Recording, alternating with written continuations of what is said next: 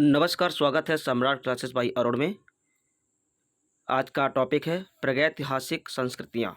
ये कई एग्जाम में पूछे गए हैं, लेकिन फिलहाल ये भोज मुक्त विश्वविद्यालय के लिए, जिसमें से जो बीएड और डीएलएड संबंधित जो अभी एक्सटर्नल एग्ज़ाम होना है, उसके लिए बहुत ही इंपॉर्टेंट मैं शॉर्ट नोट्स लेकर आया हूँ। और पूरी उम्मीद है कि यहाँ से कम आपको दो पेपर में प्रश्न मिलेंगे देखने के लिए। तो ये शुरुआत करते हैं। जिस काल का कोई लिखित प्रमाण नहीं मिलता, उसे प्रागैतिहासिक काल कहते हैं। मानव जीवन की जानकारी पत्थर के औजारों, गुफाओं, हड्डियों एवं चित्रों से मिलती है। ठीक है। इसके बाद प्रागैतिहासिक काल के विभाजन की बात करें तो पूरा पाषाण काल, इसमें क्या हुआ, पत्थर के खुरदरे औजार मिले। फिर दूसरा नंबर मध्य पाषाण काल, जो छोटे एवं नुकीले औजार मिले। तीसरा नंबर नव पाषाण काल में कृषि एवं पशुपालन का विकास हुआ।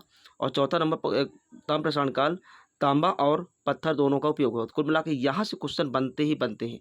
हर एग्जाम में आपको यहाँ से एक क्वेश्चन मिलेगा ही मिलेगा, इसकी फुल गारंटी है। ठीक है। अब मैं इनको थोड़ा सा विस्तार से बताने का प्रयास करूँगा। तो आइए शुरुआत करते हैं। सबसे पहला नंबर लेंगे पूरा पाषाण काल। ठीक है।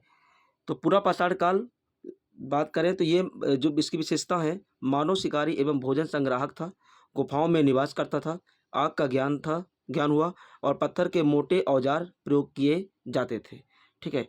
इसके बाद जो महत्वपूर्ण स्थल की बात करें तो इसमें से एक है मध्य प्रदेश में भीमबेटका, ये महत्वपूर्ण स्थान है। दूसरा नंबर सोहन घाटी, तीसरा नंबर नर्मदा घाटी। इसके बाद भीमबेटका की विशेषताओं की बात करें तो गुफा चित्रों के लिए प्रसिद्ध, यूएनईएससीओ विश्व धरोहर स्थल में शामिल है। ठीक है। इसके बाद दूसरा नंबर है मध्य पाषाण काल। इसकी विशेषताओं की बात करें तो छोटे पत्थर के औजार उपयोग में आए, मानव ने स्थायी जीवन की शुरुआत की, पशुपालन प्रारंभ हुआ, शिकार एवं मछली पकड़ना मुख्य कार्य था। इसके बाद इसकी मुख्य स्थल की बात करें, अच्छा ये थोड़ा सा मैं इनके चित्र बता रहा हूँ कैसे चित्र थे। और स्थान में बात करें तो बागौर जो फिलहाल राजस्थान में है, और आदमगढ़ ये कहाँ है, मध्य प्रदेश में है। ठीक है। ये कई बार प्रमुख स्थल पूछे जाते हैं, यहाँ भी ये भी याद रखना है। इसके बाद तीसरा है नव पाषाण काल। इसमें विशेषताओं की बात करें तो कृषि का विकास हुआ, पहिए का आविष्कार हुआ, स्थायी निवास एवं गांवों का विकास, पशुपालन प्रारंभ, मिट्टी के बर्तनों का उपयोग। इसके बाद मुख्य स्थलों की बात करें तो सबसे महत्वपूर्ण है मेहरगढ़, बुर्ज होम, चिरांद। ये कुछ ऐसे नाम हैं जहाँ पे इन संस्कृति को ज़्यादा स्थान में सामग्री मिली। और ये कुछ इस प्रकार के ये चित्र मिले, ये सामग्री इस तरह से फिलहाल मिले, उनके मैं थोड़ा चित्र देने का प्रयास कर रहा हूँ। और नवपाषाण क्रांति की बात करें तो कृषि एवं स्थायी जीवन की शुरुआत को नवपाषाण क्रांति कहा जाता है। अब कई बार पेपर पूछा गया कि कृषि एवं स्थायी जीवन की शुरुआत को क्या कहा जाता है, तो यहाँ पे उत्तर होगा नवपाषाण क्रांति। इसके बाद चौथा नंबर प्रमुख है में आता है ताम्रपाषाण काल। ताम्रपाषाण काल की विशेषताओं की बात करें तो तांबा एवं पत्थर दोनों के औजार, गांव एवं कृषि का विकास, व्यापार की शुरुआत। सबसे प्रमुख की बात करें इनके जो स्थल रहे वो है एक मिनट, हाँ, आहार, मालवा संस्कृति और जोंगवे संस्कृति।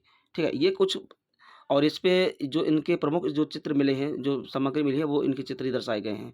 ठीक है। इसके बाद जो गुफाओं की बात करें थोड़ा सा, तो इसमें भीमबेटका एक गुफा है जो ये मध्य प्रदेश के रायसेन के मध्य प्रदेश में है, रायसेन के मध्य प्रदेश में है। खोज करता है इस गुफा के खोजकर्ता रहे डॉक्टर विष्णु श्रीधर वाकड़कर। और विशेषता क्या थी, प्राचीन मानव के शैल चित्र यहाँ पे पाए गए हैं। ठीक है। इसके बाद महत्वपूर्ण तथ्य की बात करें तो मानव का सबसे पहला औजार पत्थर रहा। मानव को आग का ज्ञान कब हुआ, पूरा पाषाण काल में हुआ। कृषि की शुरुआत कब हुई, नव पाषाण काल में हुई। और पहिए के आविष्कार कब हुआ, नव पाषाण काल में हुआ। और धातुओं का प्रथम उपयोग कब हुआ, धातुओं का प्रथम उपयोग क्या हुआ, तांबा हुआ। ठीक है। इसके बाद परीक्षा के लिए महत्वपूर्ण पूछे जाने वाले प्रश्न देखिए। पहला नंबर है भीमबेटका किस राज्य में स्थित है, तो मध्य प्रदेश में। दूसरा नंबर पहिए का आविष्कार किस काल में हुआ, नवपाषाण काल में। तीसरा नंबर है माइक्रोलिथ किस काल की विशेषता, तो मध्य पाषाण काल की। और चौथा नंबर कृषि का प्रारंभ किस काल में, नवपाषाण काल में। और पांचवा नंबर आग का ज्ञान किस काल में हुआ, पूरा पाषाण काल में। इसके बाद कुछ याद करने के ट्रिक्स इसमें है, थोड़ा सा देखेंगे। तो याद रखने की ट्रिक है कि जो पूरा है तो पूरा में शिकार ज़्यादा होता था, मध्य में पशुपालन होता था, नवपाषाण काल में कृषि हुई, और ताम्रपाषाण काल में धातु खोज हुई। कुल मिलाकर 4 याद रखना है, पूरा, मध्य, नव, ताम्र। इसके बाद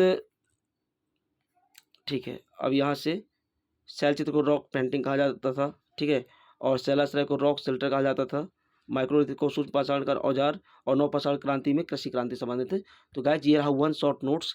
कैसा लगा वीडियो कमेंट में जरूर बताइएगा और आने वाले वीडियो के लिए आप हमारे चैनल को सब्सक्राइब करें ताकि आने वाला वीडियो आपको अपडेट में मिलता रहे। धन्यवाद।